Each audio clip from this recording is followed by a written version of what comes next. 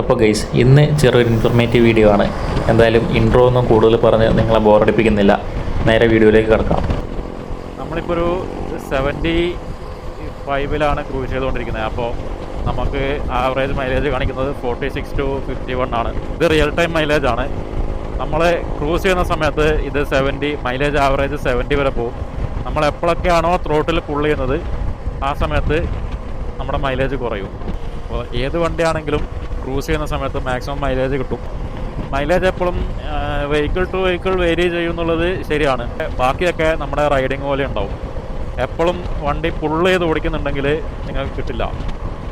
ഇപ്പം ഞാൻ 80-ൽ എനിക്ക് 42 ആണ് കിട്ടുന്നത്. ഇപ്പോൾ നേരെ 52, 63 ആയി.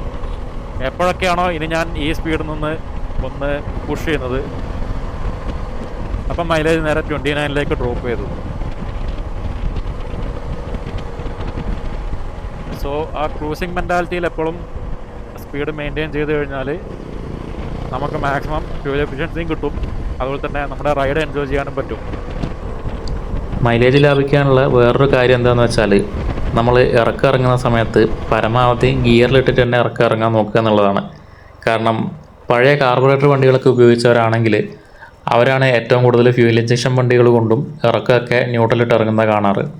അപ്പോൾ ഇതിൻ്റെ ഒരു പ്രശ്നം എന്താണെന്ന് വെച്ചാൽ, നമ്മുടെ എൻജിൻ റൺ ചെയ്യാൻ വേണ്ടിയിട്ട് ECMന് ഫ്യൂൽ എപ്പോഴും കൊടുത്തുകൊണ്ടേയിരിക്കണം.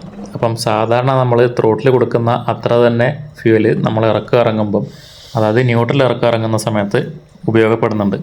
അപ്പം ചുരുക്കി പറഞ്ഞാൽ നമുക്ക് നഷ്ടമാണ്. കാരണം ന്യൂട്രൽ ഇറങ്ങുന്ന സമയത്ത് നമ്മൾ കൂടുതലായിട്ട് ബ്രേക്ക് അപ്ലൈ ചെയ്യേണ്ടിയും കൂടെ വരും. അപ്പോൾ നമ്മുടെ ഡിസ്കും കാര്യങ്ങളൊക്കെ ഹീറ്റ് ആവാനും സാധ്യതയുണ്ട്.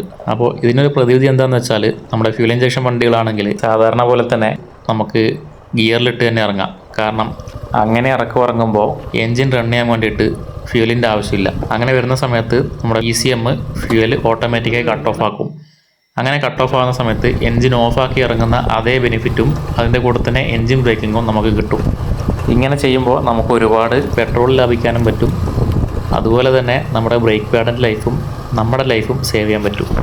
വീഡിയോ നിങ്ങൾക്ക് ഹെൽപ്ഫുള്ളായെന്ന് വിചാരിക്കുന്നു. എന്തെങ്കിലും സംശയങ്ങളുണ്ടെങ്കിൽ ഇൻസ്റ്റാഗ്രാമിൽ മെസ്സേജ് അയക്കാവുന്നതാണ്. അല്ലെങ്കിൽ വീഡിയോയുടെ താഴെ ജസ്റ്റ് ഒരു കമൻറ്റ് ഇട്ടാലും മതി. അപ്പോൾ എല്ലാവർക്കും താങ്ക്സ് ഫോർ വാച്ചിങ്.